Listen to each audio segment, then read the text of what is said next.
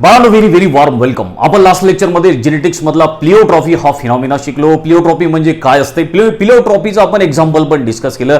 आपण sickle sale anaemia बद्दल शिकलो की सिकल सेल ॲनिमिया काय असतो, सिकल सेल ॲनिमिया हा कसा होतो, याचं काय वैशिष्ट्य आहे, याच्यावर काही इलाज वगैरे आहे का, हे सगळं आपण डिस्कस केलं. त्यानंतर आपण प्लिओट्रॉफीचं आणखीन एक एक्झाम्पल घेतलं, ते होतं ब्लड ग्रुपशी रिलेटेड. आणि याच्यामध्ये आपण शिकलो की कशा प्रकारे आपले ब्लड ग्रुप ठरत असतात. याच्यामध्ये मग नंतर मी तुम्हाला काही असाइनमेंट पण सांगितल्या होत्या. त्याच्यामध्ये मी तुम्हाला जिनोटाइप कसे असतात, फिनोटाइप कसे असतात हे सगळं लिहून दिलं होतं. फक्त तुम्हाला ते क्रॉस करायचे होते आणि ते क्रॉस करून मग सगळे मला पाठवायचे होते. जसं फॉर एक्झाम्पल ए ब्लड ग्रुपवाला मुलगा आहे आणि बी ब्लड ग्रुपवाली मुलगी आहे, या दोघांचं जर लग्न झालं तर यांना कशा प्रकारे अपत्य होतील, त्या मुलांचे त्या जे काही त्यांना ते ऑफस्प्रिंग किंवा जे प्रोजेनी संतान होणार आहे त्यांचा ब्लड ग्रुप कोणता असणार आहे हे तुम्हाला काढायचं होतं. बऱ्याच लोकांनी हे पाठवले मला, काही लोकांना हे जमलं नाही, काही लोकांना, आणि तुम्हाला फक्त हे कॉपीज तर करायची होती. मी तुम्हाला ऑलरेडी जिनोटाइप काय फिनोटाइप काय सगळं लिहून दिलं होतं. फक्त तुम्हाला ते कॉपी करून फक्त ते मला ते पाठवायचं होतं. तुमच्यापैकी बऱ्याच लोकांनी पाठवलं आणि बऱ्याच लोकांनी पाठवलं नाही. तुमच्यापैकी काही लोक एवढे आळशी आहे की त्यांना साधी कॉपी पण करता येत नाही, डोळ्यासमोर जे दिसते ते क्रॉस पण करता येत नाही. हा आळस सोडा बाळांनो, मेहनत करा, कामाला लागा, अभ्यासाला लागा. आता परत ज्यांना नाही समजलं असेल तर त्यांच्यासाठी जे आहे हे मी परत एकदा क्रॉस करून तुम्हाला सांगतो. फॉर एक्झाम्पल की जसं आपल्या बोर्डवर मी हे काही क्रॉसेस दिलेले आहेत, तुम्हाला जर वाटलं ज्यांना नाही समजलं त्यांनी हे सगळे क्रॉस परत लिहून घ्यायच्या बोर्डवर मी जसं सांगतो तसं. आता जसं फॉर एक्झाम्पल हा आता पहिला क्रॉस पाहू आपण, ठीक आहे. ब्लड ग्रुपचं एक्झाम्पल आपण घेऊ. ब्लड ग्रुप कसा आपला ठरतो ते आपल्याला शिकायचं आहे. बघा की याच्यामध्ये तुम्हाला मेल फिमेल असे दिसेल, मुलगा मुलगी बघू आपण, ठीक आहे. मुलगा मुलगी आहेत आणि हे फिनोटाइप जिनोटाइप तुम्हाला दिसतात. जसं फिनोटाइप म्हणजे काय, ब्लड ग्रुप, मुलगा जो आहे त्याचा ब्लड ग्रुप ए आहे, मुलगी जी आहे त्याचा ब्लड ग्रुप पण एच आहे, दोघांचा ब्लड ग्रुप सेमच आहे. जिनोटाइप कसे असतात, जिनोटाइप जे आहे ब्लड ग्रुप ए असेल तर जिनोटाइप त्याचं आय ए किंवा I0 किंवा IA असं पण असू शकते. ते मी तुम्हाला जो चार्ट दिलेला आहे तो चार्ट व्यवस्थित बघा. आता ही जी मुलगी आहे हिचा जो जिनोटाइप आहे तो आहे IA. तर असा आय काय आहे, तर आय जो आहे हा एक जीन्स आहे, त्या जीन्समुळे जो आहे ब्लड ग्रुप ठरत असतो. आता इथे दोन कसे आलेले IA, तर हे जे दोन जीन्स आलेले आहे, हा जो मुलगा आहे याचा ब्लड ग्रुप ए आहे आणि याच्या जवळ हे या ए ब्लड ग्रुपचे हे दोन जिनोटाइप आहेत. तर हे कसे आलेले आहे, एक जिनोटाइप त्याच्या एक जीन्स त्याच्या आईकडून आला असेल या मुलामध्ये, एक त्याच्या वडिलाकडून आले असेल. मुलीचं पण, आता मुलगी आहे, मुलीचा ब्लड ग्रुप ए आहे, तर ए कसा ठरलेला आहे, या मुलीमध्ये एक जीन्स आईकडून आलेला असेल, एक जीन्स वडिलाकडून आलेला असेल, म्हणून ते हे दोन दोन लिहितो आपण. जसं आपण याच्या अगोदर पण जसे क्रॉस करून बघितले, जसं आपण फॉर एक्झाम्पल एखादा टॉल प्लांट आपण लिहिला तर टॉल प्लांटचे कॅपिटल टी किंवा कॅपिटल टी स्मॉल टी आपण असे जिनोटाइप दाखवतो. याचाच मिनिंग काय आहे की हे जे प्लांट आहे या प्लांटमध्ये एक जीन्स वडिलाकडून आलेला असेल, एक जीन्स आईकडून आलेला असेल. प्रत्येक जण आपण डायप्लॉइड आहे. प्लांट हे जे वाटाणे झाड बघितलं होतं हे पण आपलं डायप्लॉइड होतं, आपण पण डायप्लॉइड आहे. डायप्लॉइड म्हणजे काय, ज्याच्यामध्ये क्रोमोझोमचे असे दोन दोन सेट आहेत. पुढे आणखी डिटेलमध्ये शिकू. तर असं जर जिनोटाइप असलं, फॉर एक्झाम्पल एक प्लांट झाड जे आहे उंच आहे आणि त्याचा जिनोटाइप असा आहे, म्हणजेच काय, एक जीन्स आईकडून आला, एक वडिलाकडून आलेला आहे. तसंच इथे पण तुम्हाला दिसते. तर अशा तऱ्हेनं हे जिनोटाइप आहे या मेल आणि फिमेलचे. आता या काय झालं की या मुला मुलींचे लग्न झालेले आहे, ठीक आहे. आता लग्न झालं आणि लग्न झाल्यानंतर मग आता प्रोबॅबिलिटी, यांना फॉर एक्झाम्पल की 4 मुलं बाळं होणार आहे, तर 4 मुलं बाळांपैकी कोणाचा ब्लड ग्रुप काय राहील ते आपण या प्रोबॅबिलिटीहून शो करू शकतो. आता आपल्याला याचे क्रॉस करू आपण. फॉर एक्झाम्पल की जसं आता आपण हा जो जीन्स आहे याचा क्रॉस याच्यासोबत झाला ए, तर मग हे जे पहिलं अपत्य तयार झालं, पहिलं जे मूल बाळ आहे यांचं, त्याचं ते मुलगा असो की मुलगी असो, त्याचं ब्लड ग्रुप जे आहे ए असल्यामुळे काय की हे दोन्ही डॉमिनंटच आहे, तर ब्लड ग्रुप काय राहील, एच राहील पहिल्या अपत्याचा, पहिल्या मुलाबाळाचा. त्यानंतर जे दुसरं यांना मूलबाळ झालं, अपत्य झालं, त्याचा ब्लड ग्रुप काय राहील, बघा याचा क्रॉस आधी याच्याशी, मग याच्याशी, याच्याशी. तर असे हे क्रॉसेस आपण करून घेतलेले आहे. हेच तुम्हाला जमलंच पाहिजे प्रत्येकाला. त्यानंतर मग असं जे जिनोटाइप आहे याचा मिनिंग पण आहे, दुसरं अपत्याचं पण ब्लड ग्रुप हा एच असणार. त्यानंतर जे तिसरं मूलबाळ आहे यांचं, त्याचा पण ब्लड ग्रुप जे आहे हा कॅपिटल ए आणि हा ओ तुम्हाला दिसतो. तर इथे ओ जो आहे रेसेसिव्ह आहे, पण हा जो ए आहे हा डॉमिनंट आहे. डॉमिनंट असल्यामुळे हा जो आहे आपला प्रभाव दाखवतो, म्हणून हे जे तिसरं अपत्य याचा पण ब्लड ग्रुप एच राहील, बरोबर आहे. त्यानंतर आता आपल्याला लास्ट वाला दिसतो तुम्हाला. तर हे असं जे कॉम्बिनेशन, असा जी जिनोटाइप असते, असा जिनोटाइप म्हणजेच काय, ब्लड ग्रुप कोणता असेल, एज ब्लड ग्रुप असेल. त्याच्यापैकी आता तुम्हाला दिसते जे 4 अपत्य आहेत, त्या 4ही अपत्याचा ब्लड ग्रुप या दोघांना जे मुलं बाळं होणार आहेत, फॉर एक्झाम्पल 4 मुलं बाळं होणार आहेत, त्याच्यापैकी चारीचा ब्लड ग्रुप हा एच राहणार आहे, फिनोटाईप हे एच राहणार आहे. लक्षात आलं ना. एवढं इझी तऱ्हेचे हे क्रॉस आहे, ते तुम्हाला यायलाच पाहिजे. दुसरं पण एक्झाम्पल बघा इकडे, की दुसरं एक्झाम्पल आहे परत, एक मेल आहे, फिमेल आहे, मुलगा मुलगी, ज्याचं फिनोटाईप ए आहे. मुलगा ए ब्लड ग्रुपचा आहे, मुलगी बी ब्लड ग्रुपची आहे. आता हे डिफरंट एक्झाम्पल घेतलं आपण. आता हे जे जिनोटाईप बघा कोणते आहेत, तर मुलगा जो ब्लड ग्रुप ए आहे त्याच्यामध्ये जे जीन्स आहेत या ब्लड ग्रुपचे ते आहे कॅपिटल ए. मुलगीचा ब्लड ग्रुप बी आहे आणि याची जिनोटाईप आहे कॅपिटल बी आणि हा ओ म्हणा किंवा 0 म्हणा, याला ओ म्हणा याला. तर अशा तऱ्हेनं मग याचे आपल्याला क्रॉस करून घ्यायचे आहे. हा जीन्स या जीन्स सोबत जर गेला तर असं कॉम्बिनेशन तयार झालं. त्यानंतर याचा क्रॉस याच्यासोबत, याच्यासोबत, याच्यासोबत, ते हे असे आपण काढलेले आहेत. तर 4 तुम्हाला अपत्य दिसतील या दोघांचे लग्न झाल्यानंतर. त्या 4 पैकी कोणाचे ब्लड ग्रुप ए राहतील, बी राहतील, याच्यामधून आपण बघून घ्या तुम्ही. असं कॉम्बिनेशन असलं तर काय असतील, कॅपिटल ए पण आहे, कॅपिटल बी पण आहे. हे दोघे डॉमिनंट असतात आणि जेव्हा दोघेही एकत्र येतात तेव्हा ते को डॉमिनंट शो करतात. को डॉमिनंट म्हणजे काय, दोघांही गुणधर्म सारखेच दाखवतात. असं कॉम्बिनेशन असलं म्हणजे जो का मुलगी असेल मुलगा असेल त्यांचं ब्लड ग्रुप ए बीच निघणार आहे, कारण हे दोघंही सारखा प्रभाव दाखवतील. म्हणून तो मुलगा असो की मुलगी असो, असे जिनोटाईप जर असले तर त्याचा ब्लड ग्रुप हा ए बीच निघत असतो. लक्षात आलं. त्यानंतर आता असं जिनोटाईप असलं तर तुम्हाला दिसते हा डॉमिनंट आहे, हा रेसेसिव्ह आहे आणि त्यानंतर यांचं जे दुसरं अपत्य आहे ते सुद्धा ब्लड ग्रुप एचं निघणार आहे आणि जे तिसरं अपत्य ए बी आहे, दोघंही डॉमिनंट आहे, को डॉमिनंट आहे आणि म्हणून ब्लड ग्रुप तिसऱ्या अपत्याचं जे आहे ते ए बी निघणार आहे. त्यानंतर मग जे आहे लास्टवालं जे अपत्य आहे त्याचं ब्लड ग्रुप जे आहे हे ए निघणार आहे. ओ हा रेसेसिव्ह आहे, ए हा डॉमिनंट आहे. डॉमिनंट आपला प्रभाव दाखवतो, म्हणजेच मुलाचा किंवा मुलीचा ब्लड ग्रुप कोणता असायला पाहिजे, ए. तशा तऱ्हेनं हे क्रॉसेस आपण केले होते. हे 2 एक्झाम्पल. आता इकडे पण तसंच बघून घ्या. इथे पण तुम्हाला आता फॉर एक्झाम्पल मुलगा आहे, त्याचा ब्लड ग्रुप ए बी आहे आणि त्याचं जे जिनोटाईप आहे ते पण ए बीच राहील. मुलगी जी आहे तिचा ब्लड ग्रुप आपण बी घेतलेला आहे आणि तिचं जिनोटाईप बी बी असं आपण घेतलेलं आहे आणि यांचे हे सगळे आपण क्रॉस केलेले आहे. तर हे सगळे व्यवस्थित एक्झाम्पल बघून घ्या. झालं तर तुम्ही ज्यांना नाही जमत त्यांनी हे सगळं लिहून काढा आणि हे क्रॉसेस करा. तर हे अशा मी तुम्हाला हे बिलकुल एक सिंपल असाइनमेंट होमवर्क सांगितलं होतं. तुमच्यापैकी काही लोकांना जमलं, काही लोकांना जमल्यावरही आळस केला, त्यांनी मला पाठवलं नाही. तर सगळ्यांनी लक्षात घ्या, सगळं प्रत्येकाला पाठवायचं आहे, मला कंपल्सरी करायला लावू नका. त्यानंतर आता आपल्याला पुढचा जो आपल्या याच्यातला टॉपिक घ्यायचा आहे तो आहे क्रोमोझोमल थेओरी ऑफ इनहेरिटन्स. क्रोमोझोमची जी इनहेरिटन्सची थेओरी आहे ती आपल्याला शिकायची आहे. ही थेओरी कशा प्रकारची आहे, कोणी ही थेओरी प्रेझेंट केली, याच्याबद्दल आपण आता डिस्कस करू. पण त्याच्या अगोदर बघा की आपल्याला काही क्वेश्चन्स विचारलेले आहेत आणि ते क्वेश्चन्स तुम्हाला येतात का बघा. इंटरनेट माय फ्रेंड म्हणून हा आपल्याला एक आपल्या बुकमधला हा सेगमेंट दिलेला आहे. इंटरनेटवर तुम्हाला स्वतः शोधायचं आहे. काय विचारलेलं बघा, find out the principle involve in heredity of sheep किंवा कोट कलर. आपण शिकलेलं आहे जे कॅटल्स आहेत, जनावर आहे, त्याचा कोट कलर कसा ठरतो, हे को डॉमिनन्सचं आपण एक्झाम्पल समजून घेतलं होतं. तर जे शीप आहे, बकऱ्या, त्यांच्यामध्ये पण तुम्हाला शोधायचं आहे. इंटरनेटवर जाऊन शोधायचं आहे. तुमच्या स्वतःसाठी असाइनमेंट आहे, थोडंसं वाचा, गुगलची मदत घ्या, त्याच्याबद्दल आणखीन जाणून घ्या. आणखीन विचारलेलं बघा इंटरनेट माय फ्रेंड, परत हे सगळे इंटरनेटवर तुम्हाला शोधायचं आहे. Find out the inheritance pattern in blood group of human beings. आपण सगळे एक्झाम्पल घेतलेले आहेत. हे पण तुम्हाला जे आहे हे तुम्ही जर आता एक्झरसाइज सॉल्व्ह केली समजा असाइनमेंट, तर तुम्हाला हे सगळं समजेल. त्यानंतर बघा आता पुढचा second question, find out more about pleiotropy, sickle cell anaemia and polygenic inheritance. Human skin कलरचं एक्झाम्पल यांना विचारलेलं आहे, आपल्याला ते दिलेलं नाही. ठीक आहे. तर आता हे तुम्हाला शोधायचं आहे की जो ह्युमनचा स्किन कलर असतो तो डिफरंट का बरं असतो, ॲडिटिव्ह इफेक्ट म्हणतात त्याला. तर हे पण इंटरनेटवर तुम्ही शोधा. त्यानंतर मग आजचा आपला मेन जो टॉपिक आहे त्याच्याकडे आपण वळू आणि तो आहे क्रोमोझोमल थेओरी ऑफ इनहेरिटन्स. बाळांनो, आपल्याला शिकायचं आहे क्रोमोझोमल थेओरी ऑफ इनहेरिटन्स, पण त्याच्या अगोदर आणखीन एक पॉईंट आपल्याला डिस्कस करायचा आहे. त्याचं नाव आहे reasons for Mendel work unrecognised. म्हणजे याचा मिनिंग आहे मेंडेलनी जे काही वर्क केलं, मेंडेलनी जे काही पीक प्लांटवर एक्सपेरिमेंट केले, मेंडेलनी जे काही लॉज ऑफ इनहेरिटन्स आपल्याला दिले, ते का बरं दुर्लक्षित राहिले, ते मेंडेलचं महत्त्व जगाला का समजलं नाही, सायंटिस्ट लोकांनी त्याची दखल का घेतली नाही, हे आपल्याला जाणून घ्यायचं आहे. बघा, आज आपण मेंडेलला खूप महान सायंटिस्ट समजतो, आपण त्याला फादर ऑफ जेनेटिक्स म्हणून ओळखतो.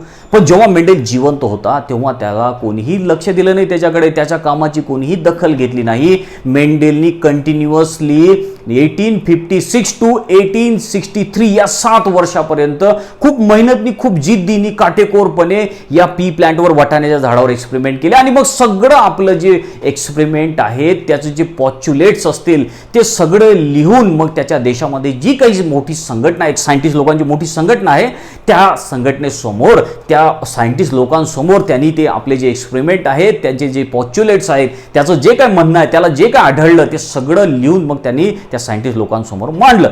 पण त्या सायंटिस्ट लोकांनी त्याच्या कामाची दखल घेतली नाही, कोणी त्याचं साहित्य वाचलं नाही, कोणीही त्याचे एक्सपेरिमेंट वाचले नाही. बऱ्याच लोकांनी त्याच्या टिंगल टवाळक्या पण केल्या. तर अशा तऱ्हेनं मेंडेल दुर्लक्षित राहिला. पण मेंडेलने जिद्द सोडली नाही. त्यांनी जे आहे आपले एक्सपेरिमेंट जे आहे हे 1866 मध्ये पब्लिश केले. Mendel publish his work in 1866 आणि मग मेंडेलनी जे आपलं वर्क जे आहे, आपले जे काही एक्सपेरिमेंट आहेत ते 1866 मध्ये त्या काळामध्ये जे काही सायन्स जर्नल होते, सायन्सचे जे काही मॅगझिन होते, बुक्स होते, त्याच्यामध्ये त्यांनी ते आपले जे रिसर्च आहे ते रिसर्च पेपर जे आहे प्रेझेंट केले किंवा पब्लिश केले. पण मग तरीही त्याला पाहिजे तेवढं महत्त्व भेटलं नाही, त्याच्या कामाची दखल घेतल्या गेली नाही. काय रिझन्स असतील याचे, तर आपल्याला वन बाय वन एक रिझन आपण समजून घेऊ. पहिली गोष्ट म्हणजे फर्स्ट रिझन काय आहे, कम्युनिकेशन नॉट इझी. पहिली गोष्ट की तेव्हाचा जो काळ आहे 18th सेंचुरी मधला, आताच्या काळासारखा नाही. तेव्हाचं जे आहे, तेव्हा ना आजच्यासारखे कम्प्युटर्स नव्हते, ना मोबाईल नव्हते, ना प्रिंट मीडिया नव्हता, ना काही कोणत्याच अशा प्रकारचे काही मीडियम नव्हते. त्यामुळे त्याचं जे साहित्य आहे, किंवा त्या साहित्य म्हटल्यापेक्षा त्याचं जे वर्क आहे, त्याचं जे सायंटिफिक वर्क आहे ते खूप कमी लोकांपर्यंत पोहोचलं. त्यानंतर आणखीन पुढे आपल्याला रिझन दिसून येतात, ते म्हणजे ही यूज मॅथ अँड स्टॅटिस्टिक्स. आणखी महत्त्वाची गोष्ट म्हणजे मेंडेलचे जे एक्सपेरिमेंट आहेत, मेंडेलनी पहिल्यांदा बायोलॉजीमध्ये मॅथमॅटिक्स आणि स्टॅटिस्टिक्सचा यूज केला. जो त्या काळातले ज्याचे जे सायंटिस्ट होते त्यांना ते काही समजलं नाही, त्यांना ते पचलं पण नाही. कोणीतरी बायोलॉजीमध्ये मॅथमॅटिक्स कसा काय वापरू शकतो, स्टॅटिस्टिक्सचा कसा वापर करू शकतो, त्याचं हे जे काम आहे, त्याचं हे जे वर्क आहे, हे त्या काळातले त्याची जे सोबती त्याचे जे सायंटिस्ट लोक होते त्यांना ह्या गोष्टी पचल्या नाही, त्यांना त्या समजल्या सुद्धा नाही. म्हणून मेंडेलचं काम हे अनरिकॉग्नाइज्ड राहिलं. आणखी पुढे आपल्याला काय सांगितलेलं आहे, as a continuous variation were observe in nature, Mendel factors म्हणजे genes as a stable and discrete unit which control the expression of characters. आता बघा, यात आणखीन एक रिझन काय आहे मेंडेलच्या अनसक्सेस होण्याचं, ते म्हणजे मेंडेलच्या काळामध्ये एक आणखीन फेमस सायंटिस्ट होऊन गेला थोडासा अगोदर, आणि त्याचं नाव आहे डार्विन. तो खूप मोठा सायंटिस्ट, आणि त्यांनी 1859 मध्ये 1859 मध्ये आपलं एक फेमस थेओरी मांडली, एक फेमस बुक लिहिलं, त्याचं नाव आहे ओरिजिन ऑफ स्पेसिस. त्याच्याबद्दल आपण आणखी पुढे इव्होल्युशन या चॅप्टरमध्ये डिस्कस करू. आणि सगळ्या जगाने मग त्याच्याकडे लक्ष द्यायला सुरुवात केली, आणि त्याच काळामध्ये जे मेंडेलचं वर्क आहे त्याच्याकडे कोणीच लक्ष दिलं नाही. सगळ्यांचं लक्ष त्या डार्विनच्याच कडे होतं. आणि डार्विन काय म्हणतो, डार्विन म्हणतो as a continuous variations were observe in nature, निसर्गामध्ये कंटिन्युअस आपल्याला व्हेरिएशन्स दिसतात. त्या काळामध्ये लोकांना वाटत होतं, सायंटिस्ट लोकांना वाटत होतं की निसर्गामध्ये आपल्याला कंटिन्युअस व्हेरिएशन्स बघायला भेटतात. व्हेरिएशन झाले म्हणून तर इव्होल्युशन झालं. मेंडेल काय म्हणतो, डार्विन काय म्हणतो, डार्विन म्हणतो या पृथ्वीवर एवढे सगळं जे इव्होल्युशन झालं, एवढं सगळं जे उत्क्रांती झाली, एवढे जीव जंतू जे तयार झाले ते व्हेरिएशन्समुळे झाले. आणि त्याच्या अपोजिट, त्याच्या उलट मेंडेलनी सांगितलं, मेंडेलचे जे फॅक्टर्स होते ते स्टेबल होते, ते व्हेरिएशन्स शो करत नव्हते. आणि म्हणून ती जी गोष्ट आहे ते त्या सायंटिस्ट लोकांना पटली नाही तेव्हाच्या काळामध्ये. त्यानंतर आणखीन पुढचं रिझन आहे, he also did not know the physical location of factors in the gametic cells. आता मेंडेलने हे तर सांगितलं की अनुवांशिक गुणधर्म, जे आई वडिलाचे अनुवांशिक गुणधर्म मुलाबाळांमध्ये जातात हे त्यांनी सांगितलं, आणि त्याच्यासाठी एक घटक रिस्पॉन्सिबल असतो, आणि त्याला त्यांनी फॅक्टर्स असं म्हटलं. आज आपण त्याला काय म्हणतो, आज आपण त्याला जीन्स असं म्हणतो, पण मेंडेल त्याला फॅक्टर म्हणत होता. आता हे फॅक्टर कुठे असतात हे मेंडेलला माहित नव्हतं. मेंडेलला क्रोमोझोम माहित नव्हते, त्याला जीन्स माहित नव्हते, त्याला डीएनए माहिती नव्हते. पण त्याला हे माहिती होतं की काहीतरी असं आहे की त्याच्यामुळे आई वडिलाचे गुणधर्म हे त्यांच्या मुलाबाळामध्ये जातात. एका जनरेशन मधून जे कॅरेक्टर आहे ते नेक्स्ट जनरेशन मध्ये जातात, ते फॅक्टरमुळे. त्याला त्यांनी फॅक्टर असं म्हटलं. पण हे फॅक्टर आहे तरी कुठे हे त्याला माहिती नव्हतं. तर हे आणखीन एक रिझन आहे मेंडेलच्या अनसक्सेस होण्याचं. तर असे आपल्याला काही रिझन्स दिलेले आहेत की मेंडेलचं काम जे आहे ते अनरिकॉग्नाइज राहिलं. मेंडेलच्या कामाची कोणीही दखल घेतली नाही. आणि मेंडेल मग बिचारा अशाच अवस्थेमध्ये जो आहे, मेंडेलने सगळं मग रिसर्च सोडून दिलं आणि अशाच अवस्थेत 1884 मध्ये 1884 मध्ये त्याची डेथ झाली, तो मेला. आणि मग असा थोडासा पुढे काळ लोटला गेला आणि मेंडेलचं मग जे काम आहे, मेंडेलचे जे एक्सपेरिमेंट आहेत ते 3 सायंटिस्ट लोकांना सापडले 19th सेंचुरीमध्ये. आपल्याला बघा काय सांगितलेलं, इन 1900 19व्या शतकामध्ये म्हणजे 20व्या शतकाच्या सुरुवातीमध्येच 3 सायंटिस्ट जे आहेत, नाव लक्षात ठेवा होती, ह्युगो डी रीज, त्यानंतर कार्ल कोरेंज, नंतर हॉर्न शेरमार्क, हे असे जे 3 सायंटिस्ट आहेत यांनी मेंडेलचे जे वर्क आहे ते रिडिस्कवर केलं म्हटलेलं आहे. नाव लक्षात ठेवा, याच्यावर क्वेश्चन पण विचारतात की मेंडेलचं जे काम आहे, मेंडेलचे जे एक्सपेरिमेंट आहेत ते रिडिस्कवर कोणी केले, तर 3 सायंटिस्ट आहे. 3ही सायंटिस्टचे नाव तुमच्या लक्षात राहिले पाहिजे, विचारल्या पण जातात. ह्युगो डी रीज पहिला, दुसरा आहे कार्ल कोरेंज, तिसरा आहे हॉर्न शेरमॅर्क. ठीक आहे, तर अशा 3 सायंटिस्टचे नाव लक्षात ठेवा. आणि या 3 सायंटिस्टांनी काय केलं की मेंडेलचे जे काही एक्सपेरिमेंट होते, मेंडेलनी जे काही लिहून ठेवलं होतं ते सगळं त्यांनी वाचलं आणि मग मेंडेलचं काम जगासमोर त्यांनी सांगितलं की मेंडेल किती महान होता. मेंडेलची आपण दखल घेतली नाही, पण मेंडेलने खूप महत्त्वाचं काम जेनेटिक्समध्ये करून ठेवलं होतं. हे या 3 सायंटिस्ट लोकांनी मग त्याचं जे वर्क आहे, त्याचं जे काम आहे ते जगासमोर नव्यानं मांडलं, रिडिस्कवरी केली. आणि मग कुठे जगाला समजलं की मेंडेल एवढा महान सायंटिस्ट होता आणि मग जग त्याला फादर ऑफ जेनेटिक्स म्हणून ओळखल्या जाऊ लागलं. त्यानंतर आणखीन एक थेओरी मांडल्या गेली सटन आणि बावेरी तर्फे. त्या थेओरीतून मेंडेलचं काम आणखीन जास्त लोकांना समजलं, त्याचं महत्त्व आणखीन लोकांना समजलं आणि ती थेओरी होती क्रोमोझोमल थेओरी ऑफ इनहेरिटन्स. आता ही थेओरी काय आहे हे आपण या टॉपिकमध्ये समजून घेऊ. बाळांनो, आपल्याला शिकायचं आता क्रोमोझोमल थेओरी ऑफ इनहेरिटन्स. मेंडेलच्या काळामध्ये एवढं सायन्स डेव्हलप झालं नव्हतं, एवढी टेक्नॉलॉजी नव्हती, चांगले मायक्रोस्कोप नव्हते, क्रोमोझोम शोधल्या गेले नव्हते, डीएनए शोधल्या गेले नव्हते, सेल डिव्हिजन कोणाला माहीत नव्हतं. मग नंतर हळूहळू काळ बदलत गेला, सायन्समध्ये डेव्हलपमेंट होत गेली, भरपूर सारे नवीन नवीन इन्स्ट्रुमेंट शोधल्या गेले, इक्विपमेंट शोधल्या गेले, चांगले चांगले मायक्रोस्कोप बनले आणि मग त्या मायक्रोस्कोपच्या मदतीनं सेलचा चांगल्या तऱ्हेनं अभ्यास व्हायला लागला, सेलचं डिव्हिजन समजायला लागलं, सेलच्या आतमध्ये जे काय स्ट्रक्चर आहे ते समजायला लागलं. त्याचबरोबर जे क्रोमोझोम्स आहेत न्यूक्लियसच्या आतमध्ये, त्या क्रोमोझोमचं पण स्ट्रक्चर चांगल्या तऱ्हेनं समजायला लागलं. आणि जेव्हा मियोसिस होते त्या मियोसिसमध्ये हे क्रोमोझोम चांगल्या तऱ्हेनं दिसून पडतात, क्रोमोझोम कसे डिवाइड होतात हे समजलं.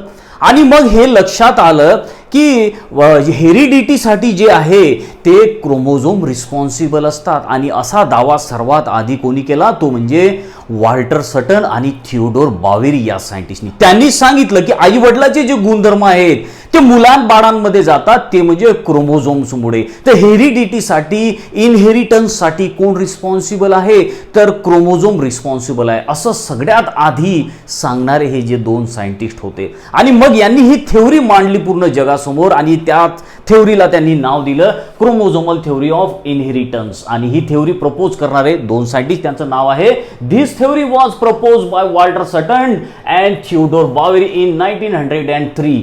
जो वॉल्टर सटन होता तो एक अमेरिकन होता आणि थिओडोर बावेरी जो सायंटिस्ट होता हा एक जर्मनीचा सायंटिस्ट होता. तर या दोघांनी मिळून ही थेओरी प्रेझेंट केली आणि याच्यामध्ये सांगितलं की इनहेरिटन्ससाठी क्रोमोझोम्स रिस्पॉन्सिबल आहे. मग आपल्याला या नावावरूनच समजते क्रोमोझोमल थेओरी ऑफ इनहेरिटन्स. इनहेरिटन्ससाठी कोण रिस्पॉन्सिबल आहे, इनहेरिटन्ससाठी क्रोमोझोम्स रिस्पॉन्सिबल आहे. आणि यांनी क्रोमोझोमचा आणि मेंडेल ज्या फॅक्टरचा किंवा जीन्सचा अभ्यास करत होता किंवा जीन्स बद्दल बोलत होता, ज्या फॅक्टर बद्दल बोलत होता, त्या फॅक्टर आणि क्रोमोझोमचा एकत्रित स्टडी या दोघांनी केला. आणि मग अशा तऱ्हेनं यांनी ही थेओरी मांडली, या थेओरी यांनी प्रेझेंट केली किंवा प्रपोज केली. आता काय सांगते ही थेओरी आपल्याला, तुम्हाला एक जनरल आयडिया तर आली आता या थेओरी बद्दल काय आहे, ही थेओरी कशाबद्दल आहे, कोणी प्रपोज केली, या थेओरीमध्ये काय सांगितलं यांनी. आता आपण ते पण जाणून घेऊ. बघा काय सांगितलं थेओरीमध्ये, दिस theory states that the chromosomes are present in pairs in somatic cells. सगळ्यात पहिलं स्टेटमेंट काय आहे या थेओरीचं, की ही थेओरी सांगते की आपल्याला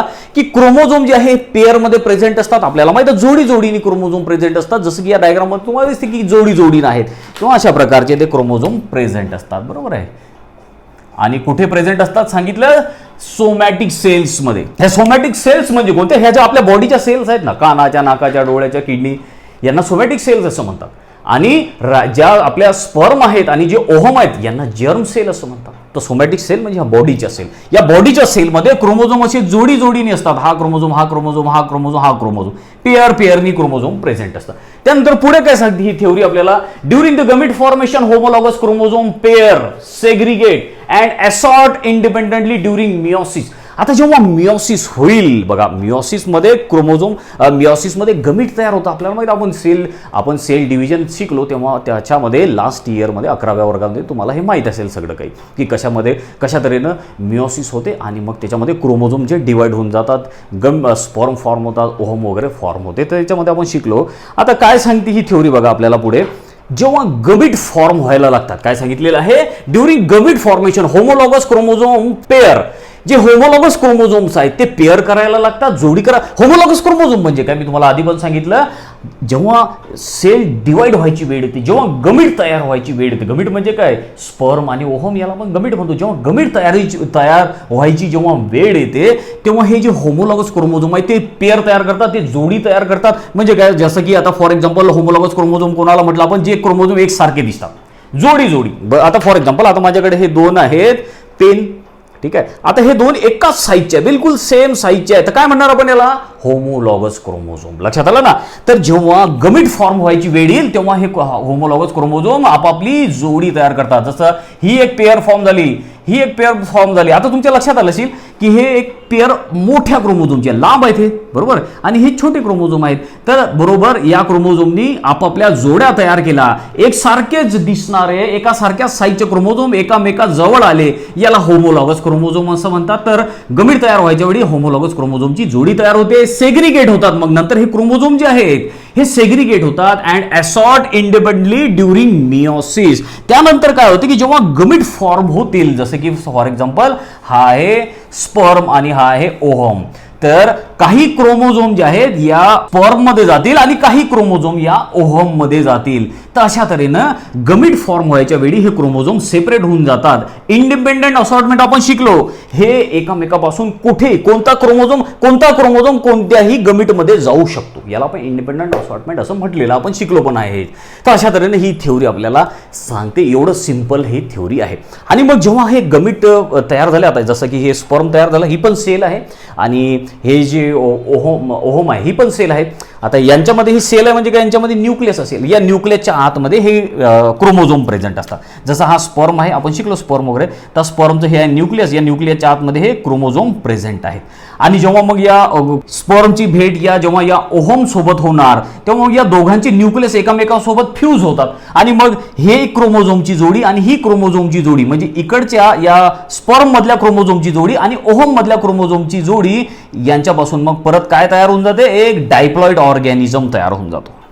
तर असं हे वारंवार आपण शिकलेलं आहे की एक पेअर जे आहे आईकडून आलेली असते आणि एक क्रोमोझोमची पेअर वडिलांकडून आलेली असते. 23 क्रोमोझोम आपल्याला आईकडून भेटतात, 23 क्रोमोझोम हे वडिलांकडून भेटतात. अशा तऱ्हेनं मग डायप्लॉइड क्रोमोझोम आपल्यामध्ये तयार होऊन जातात, हॅप्लॉइड डायप्लॉइड. तर अशा तऱ्हेनं ही जी थ्योरी आहे ही आपल्याला हे सांगते की कशा प्रकारे इनहेरिटन्ससाठी, हेरिडिटीसाठी जे आहे क्रोमोझोम रिस्पॉन्सिबल असतात. पुढे हे पण सांगतात वॉल्टर सटन आपल्याला की क्रोमोझोम तर रिस्पॉन्सिबल आहेच हेरिडिटीसाठी, आणि मेंडेल फॅक्टरची गोष्ट करत आहे, ते फॅक्टर्स या क्रोमोझोमवर प्रेझेंट असतात. म्हणजे क्रोमोझोम जिकडे जातील तिकडे ते फॅक्टर जातील, म्हणजे तिकडे ते जीन जातील. लक्षात आलं ना, जीन्स किंवा फॅक्टर कुठे प्रेझेंट आहे, या क्रोमोझोमवर, आणि क्रोमोझोम जिकडे गेले तिकडे त्या फॅक्टरला किंवा जीन्सला जावं लागेल, असं ही थ्योरी सांगते. असं बिलकुल सिंपल ही थ्योरी आपण शिकलो पडा, बिलकुल लक्षात ठेवा.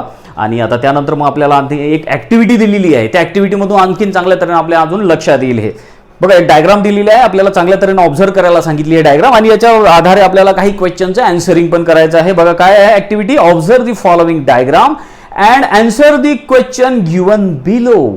याच्यामध्ये तुम्हाला दिसेल की ही सेल आहे, आणि सेलमध्ये जे आहे मिओसिस 1 होते, सेल डिवाइड झाल्या, बरोबर आहे, एकाच्या 2 वगैरे सेल तयार झाल्या. त्यानंतर मग मिओसिस 2 झालं, मग आणखीन 2 सेल तयार झालेल्या आपल्याला दिसतात. तर एकंदरीत मिओसिस 1 आणि 2 मधून 4 सेल तयार होतात, आपल्याला माहिती आहे, आपण शिकलो सुद्धा आहे सेल डिव्हिजन मध्ये. आणि मग तुम्हाला याच्यामध्ये हे सुद्धा दिसेल की कशा तऱ्हेनं जेव्हा ह्या सेल डिवाइड होतात तेव्हा हे क्रोमोझोम बघा कसे डिवाइड झाले. तर ज्या क्रोमोझोमच्या पेअर होत्या, क्रोमोझोमच्या ज्या जोडीनं जे क्रोमोझोम होते ते नंतर आता वेगळे झाले, आणि वेगळ्या सेलमध्ये ते क्रोमोझोम निघून गेले, असं ही डायग्राम ऑब्झर्व केल्यानंतर तुम्हाला दिसते. आता याच्यामध्ये जे क्वेश्चन्स विचारलेले आहेत त्याचा आन्सर करायचा प्रयत्न करू. बघा क्वेश्चन नंबर 1 व्यवस्थित ऑब्झर्व करा, डायग्राम स्वतः काढून बघा वाटल्यास, बिलकुल इझी आहे. काय सांगितले आपल्याला, what is the homologous chromosome? Homologous chromosome काय आहे त्या डायग्रामच्या मदतीने लक्षात घ्या. बरोबर मी तुम्हाला आता सांगितलं होमोलॉगस क्रोमोझोम. तुम्हाला या सगळ्यात वरची जी एक सिंगल सेल तुम्हाला दिसते त्याच्यामध्ये तुम्हाला होमोलॉगस क्रोमोझोम दिसतात. जसं की आता बघा इथे काढलेलं आहे, अशा तऱ्हेचे हे क्रोमोझोम काढलेले आहे. ठीक आहे, तर बघा त्या डायग्राममध्ये तुम्ही बघा तुम्हाला दिसतो की इकडे असा कॅपिटल ए काढलेला आहे. बरोबर आहे, कॅपिटल ए काय आहे? अलील्स आहेत. हे हा क्रोमोझोम आहे, हा क्रोमोझोम आहे. जेव्हा हे क्रोमोझोम एकसारख्या साईजचे असतात, एकसारखेच दिसतात, बरोबर, याचं जेनेटिक मटेरियल बिलकुल सेम असते, तर अशा क्रोमोझोमला आपण होमोलॉगस क्रोमोझोम असं म्हणतो. तर हे पेअर आहे क्रोमोझोमची. लक्षात आलं? तर हे झालं पहिलं question. In which phase of meiosis 1 homologous chromosome segregate? Meiosis 1च्या कोणत्या फेजमध्ये होमोलॉगस क्रोमोझोम हे सेग्रिगेट होतात, सेपरेट होतात, हेही सांगायचं तुम्हाला. जसं मिओसिस 1 मध्ये आपण प्रोफेज 1, प्रोफेज 2 वगैरे, ते मेटाफेज वगैरे, तर त्या कोणत्या फेजमध्ये हे होमोलॉगस क्रोमोझोम सेपरेट होतात किंवा सेग्रिगेट होतात हे सांगायचं आहे. त्यानंतर आहे third question. Where are genes located? Genes कुठे असतात लोकेटेड? जीन्स हे क्रोमोझोमवर असतात. जीन्स कशाला म्हणतो आपण? जीन्स हे डीएनएच्या तुकड्याला म्हणतो. डीएनएचा एक विशिष्ट जो सेगमेंट आहे, जो तुकडा आहे डीएनएचा, त्याला आपण जीन्स असं म्हणतो. आणि जीन्स कुठे प्रेझेंट आहे? तर हो, क्रोमोझोमवर प्रेझेंट आहे. त्यानंतर फोर्थ क्वेश्चन आहे, do genes and chromosomes have a similar behaviour justify? तर आपला आन्सर इथे राहील येस. क्रोमोझोम जिकडे, कारण क्रोमोझोमवरच जीन्स आहेत ना, तर क्रोमोझोम जिकडे जाईल तिकडेच ते जीन्स जातील. क्रोमोझोम जर जोडी नसले तर जीन्स पण जोडी नसतात. आपण आधीच शिकलेलं आहे. ते अलील्स वगैरे तुम्हाला या डायग्राम मध्ये पण दिसते बघा. या क्रोमोझोमवर 2 अलील आहे, कॅपिटल ए, स्मॉल ए वगैरे असे अलील्स तुम्हाला दिसतात. त्यानंतर आपल्याला आणखीन एक सेगमेंट दिलेला आहे, ऑलवेज रिमेंबर म्हणून. तर तुम्हाला लक्षात ठेवायच्या काही गोष्टी, जसं आता याच्यामध्ये आणखीन तुम्हाला काही क्लिअर होऊन जातील गोष्टी. जसं की बघा, genes and chromosome occur always in pair in diploid organism. जसं मी तुम्हाला आता सांगितलं की क्रोमोझोम पण पेअरमध्ये असतात आणि त्या क्रोमोझोमवर जीन्स असतात आणि जीन्स सुद्धा पेअरनीज असतात. हे नेहमी लक्षात ठेवायचं आहे तुम्हाला. त्यानंतर सेकंड आहे, alleles located on chromosome segregate along with chromosome during गमिट formation. आता हे जे अलील्स असतात क्रोमोझोमवर असतात प्रेझेंट, आणि जेव्हा गमिट फॉर्म होतील तेव्हा त्या गमिटमध्ये क्रोमोझोम जिकडे जातील तिकडेच ते अलील चालले जातील. तर कारण की हे अलील्स कुठे असतात किंवा जीन्स कुठे प्रेझेंट असतात? क्रोमोझोमवर प्रेझेंट असतात. त्याच तऱ्हेनं ह्या काही गोष्टी तुम्हाला लक्षात ठेवायच्या आहे. पुढे आणखीन विचारलेलं आहे, कॅन यू रिकॉल? प्रिव्हियस नॉलेजवर आहे, आठवते का बघा. What is chromosomes? क्रोमोझोम काय आहे बघा. त्यानंतर how many chromosomes are present in the human somatic and reproductive cells? आठवते का बघा. बिलकुल सिंपल आहे. क्रोमोझोम वगैरे काय आहेत, जर माहिती नसेल आठवत, तर आता पुढे जे आपण टॉपिक घेणार त्यामधून तुम्हाला क्रोमोझोम बद्दल सर्व आयडिया क्लिअर होऊन जातील. तर सगळ्यात आधी आता आपण हे तर आपल्याला समजलं की आपल्या हेरिडिटीसाठी क्रोमोझोम रिस्पॉन्सिबल असतात. आई वडिलाचे गुणधर्म आपल्यात आले म्हणजे कोणामुळे आले? क्रोमोझोममुळे आले. आपल्याला माहित आहे की आईचे 23 क्रोमोझोम आपल्यात आले, वडिलाचे 23 क्रोमोझोम आपल्यात आले. तर वडिलाचे आईचे जे गुणधर्म आपल्यात येतात कोणामुळे येतात? क्रोमोझोममुळे येतात. मग आता ही गोष्ट क्लिअर झाली की क्रोमोझोमच हेरिडिटीसाठी, इनहेरिटन्ससाठी रिस्पॉन्सिबल असतात आणि या क्रोमोझोमवरच जीन्स किंवा फॅक्टर्स प्रेझेंट असतात, ज्याला आपण अलील्स पण म्हणतो. आता ह्या गोष्टी क्लिअर झाल्या. आता क्रोमोझोम महत्त्वाचा झाला आपल्यासाठी. मग आता क्रोमोझोम कसा दिसतो, क्रोमोझोम किती असतात, क्रोमोझोमचं स्ट्रक्चर वगैरे ते सगळं आपल्याला आता डिटेलमध्ये डिस्कस करायचं. सगळ्यात आधी क्रोमोझोम बद्दलचं आपण स्ट्रक्चर समजून घेऊ. बाळांनो, क्रोमोझोम हा जो वर्ड आहे हा ग्रीक भाषेतून तयार झालेला आहे. ग्रीक भाषेमध्ये काय याचा मिनिंग आहे बघा. क्रोमा म्हणजे कलर आणि सोमा म्हणजे बॉडी, कलर बॉडी, याला आपण क्रोमोझोम असं म्हणतो. आता हा वर्ड तयार कसा झाला बघा, की जेव्हा सेल डिवाइड व्हायला लागते, जेव्हा न्यूक्लियस डिवाइड व्हायला लागते आणि त्या न्यूक्लियसवर जर आपण स्टेनिंग केलं, त्या न्यूक्लियसवर जर कलर टाकला, तर या न्यूक्लियसच्या आतमध्ये सर्वात आधी जे आपल्याला कलरफुल असं स्ट्रक्चर दिसते त्याला क्रोमोझोम असं म्हणतात. तर जे कलरफुल स्ट्रक्चर आहे सेलच्या आतमध्ये, न्यूक्लियसच्या आतमध्ये, तर त्याला क्रोमोझोम असं म्हटलेलं आहे. तर अशा तऱ्हेने हा वर्ड तयार झालेला आहे. आता हा वर्ड तयार करणारा सायंटिस्ट कोण आहे, कोणी ही टर्म सगळ्यात आधी यूज केली, तर त्याचं आपल्याला नाव पण सांगितलेलं आहे. त्याचं नाव आहे वाल्डेयर. वाल्डेयर या सायंटिस्टनी सर्वात आधी ही टर्म जी आहे कॉइंड केली. कधी? 1888 मध्ये. तशा तऱ्हेनं क्रोमोझोम हा वर्ड तयार करणारा सायंटिस्ट होता वाल्डेयर हा सायंटिस्ट. आता हा क्रोमोझोम जे आहेत हे क्रोमोझोम कोणत्या युकॅरियोटिक सेलमध्ये प्रेझेंट असतात. जसं आपण युकॅरियोटिक ऑर्गॅनिझम आहे, कोणते युकॅरियोटिक ऑर्गॅनिझममध्ये, प्लांट, ॲनिमलमध्ये सगळ्यांमध्ये हे क्रोमोझोम प्रेझेंट असतात. आणि जेव्हा सेल डिवाइड होत नाही तेव्हा मग हे क्रोमोझोम जे आहे अशा धाग्यासारखे आपल्याला त्या सेलच्या न्यूक्लियसच्या आतमध्ये दिसतात. फॉर एक्झाम्पल की ही आहे सेल आणि त्यानंतर हे आहे सेलचं न्यूक्लियस. आणि या न्यूक्लियसच्या आतमध्ये असं थ्रेड लाईक असं धाग्यासारखं जे आपल्याला स्ट्रक्चर दिसते ते असते क्रोमोझोम. आणि जेव्हा सेल डिवाइड व्हायला लागेल, न्यूक्लियस डिवाइड व्हायची वेळ येईल, आपण शिकलो पण आहे. तर हा जो धाग्या हे जे थ्रेड लाईक क्रोमोझोम आहे हे असे गुंडाळल्या जातात, ठीक आहे, घट्ट होऊन जातात आणि मग एकामेकाच्या हे जवळ येऊन जातात. जसं हा एक क्रोमोझोम जवळ आला, हा दुसरा क्रोमोझोम जवळ आला आणि मग हे जोडी तयार करतात. तर एकसारखे दिसणारे क्रोमोझोम एकामेकासमोर येऊन असे जोडी तयार करतात आणि अशा तऱ्हेनं आपण या क्रोमोझोमला काय म्हणतो, होमोलॉगस क्रोमोझोम. आणि होमोलॉगस क्रोमोझोम कधी जोडी तयार करतात, कधी पेअर तयार करतात, जेव्हा न्यूक्लियस डिवाइड व्हायची वेळ येईल, जेव्हा सेल डिवाइड व्हायला लागेल, न्यूक्लियस डिवाइड व्हायला लागेल, तेव्हाच मग हे क्रोमोझोम जे आहे हे आपली पेअर तयार करतात, जोडी तयार करतात. आणि या क्रोमोझोमचा जर आपल्याला चांगला अभ्यास करायचा असेल, या क्रोमोझोमचा आपल्याला व्यवस्थित बघायचं असेल, सेल डिवाइड जेव्हा होत नाही तेव्हा आपल्याला याचं व्यवस्थित स्ट्रक्चर समजणार नाही. मग कोणत्या व्हिडिओ आपण या क्रोमोझोमला चांगल्या तऱ्हेने समजून घेऊ शकतो, तर या क्रोमोझोमला पाहायसाठी आपल्याला मायक्रोस्कोप लागतील, चांगले इलेक्ट्रॉन मायक्रोस्कोप वगैरे. आणि जेव्हा सेल डिवाइड व्हायला लागते आणि सेल डिव्हिजनच्या कोणत्या फेजमध्ये आपण याला चांगल्या तऱ्हेने पाहू शकतो, मेटाफेजमध्ये. आपण शिकलेलं आहे मेटाफेजमध्ये क्रोमोझोम चांगल्या तऱ्हेनं दिसतात, क्रोमोझोमचं स्ट्रक्चर आपल्याला व्यवस्थित दिसते. मग आता कसे असतात हे क्रोमोझोम, तर आपण वन बाय वन करा. या क्रोमोझोमचं वैशिष्ट्य, फीचर्स काय आहेत ते समजून घेऊ. बघा, the size of the chromosome varies from species to species. प्रत्येक स्पेसीजनुसार क्रोमोझोमची साईज चेंज होऊन जाते. जशी आपली एक स्पेसीज ह्युमन, माणसांमध्ये क्रोमोझोमची साईज वेगळी असेल, त्यानंतर जे काही बाकीचे जनावर असतील त्यांच्यामध्ये अशी वेगळी असेल साईज, त्यानंतर जे प्लांट असतील त्यांच्यामध्ये वेगळी साईज असेल क्रोमोझोमची. म्हणजे स्पेसीज टू स्पेसीज चेंज होत राहते. माणसामध्ये वेगळी, मंकीमध्ये वेगळी, डॉगमध्ये वेगळी, कुत्र्यामध्ये वेगळी, प्लांटमध्ये वेगळी. तर अशा वेगळ्या वेगळ्या स्पेसीजमध्ये क्रोमोझोमची साईज वेगळी असते. त्यानंतर आता आपल्याला साईज पण सांगितलेली आहे.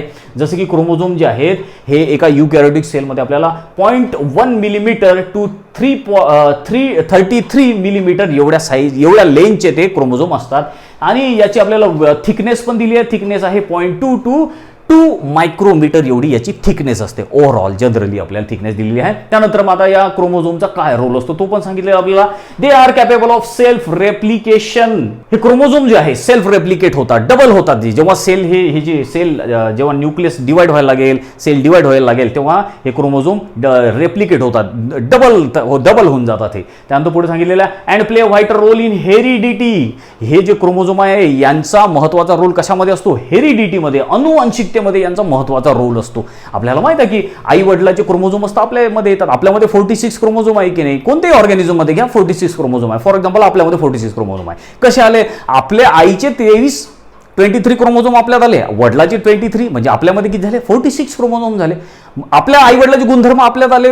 आपल्या आई वडिलाचे जे काही जीन्स आहेत आपल्या आले, म्हणजे कोणामुळे आले, क्रोमोझोममुळे आले. जे जीन्स आहेत ते जीन्स या क्रोमोझोमवर प्रेझेंट असतात. जसा हा क्रोमोझोम, या क्रोमोझोमवर हे जीन्स प्रेझेंट आहेत, है ना. तर अशा तऱ्हेनं हे जीन्स आई वडिलाचे गुणधर्म आपल्यात येतात, म्हणजेच क्रोमोझोममुळे ते आपल्यात येतात. आई वडिलाचे क्रोमोझोम्स आपल्यामध्ये आलेले आहेत, है ना, 23 जोड्या.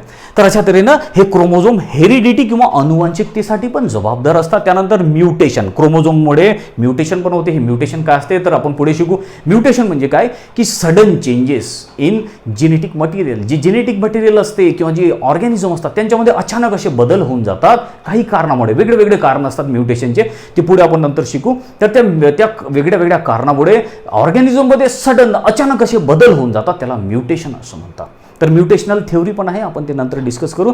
तर हे जे क्रोमोझोम आहे हेरिडिटीसाठी जबाबदार असतात. त्याचबरोबर या क्रोमोझोम्समध्ये म्युटेशन होते. त्यानंतर पुढे आता व्हॅरिएशन्स पण येतात. जे निसर्गामध्ये आपल्याला जी एवढी विविधता दिसते, याआधी या पृथ्वीवर काहीच नव्हतं. मग आता एवढे सगळे जीवजंतू तयार झाले, कोणामुळे तयार झाले तर या क्रोमोझोममुळे.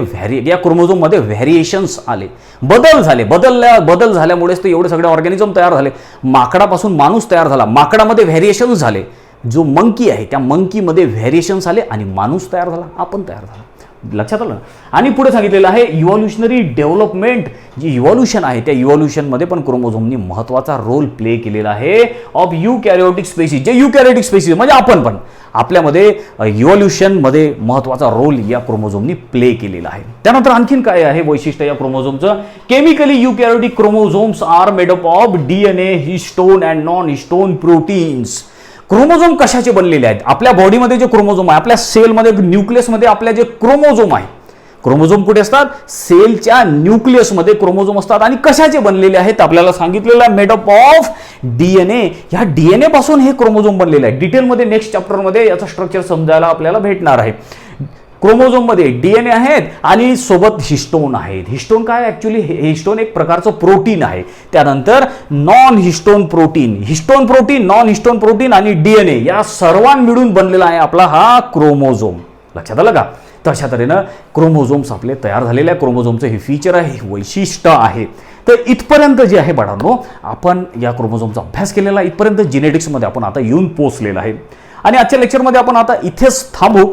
तुम्ही याच्यावरचं भरपूर सारी प्रॅक्टिस करा, MCQ सॉल्व करा आणि जिथे जिथे तुम्हाला जे क्रॉसेस वगैरे काढायची आवश्यकता वाटेल तिथे ते क्रॉस पण करून बघा. आणि आपल्या या काही सेक्शनमध्ये जे काही क्वेश्चन्स विचारलेले आहे त्या सेक्शनचे अँसरिंग करायचा प्रयत्न करा. यानंतर क्रोमोझोमबद्दल आणखीनही डिटेलमध्ये आपण माहिती जी आहे हे नेक्स्ट लेक्चरमध्ये घेऊ. Thank you very much.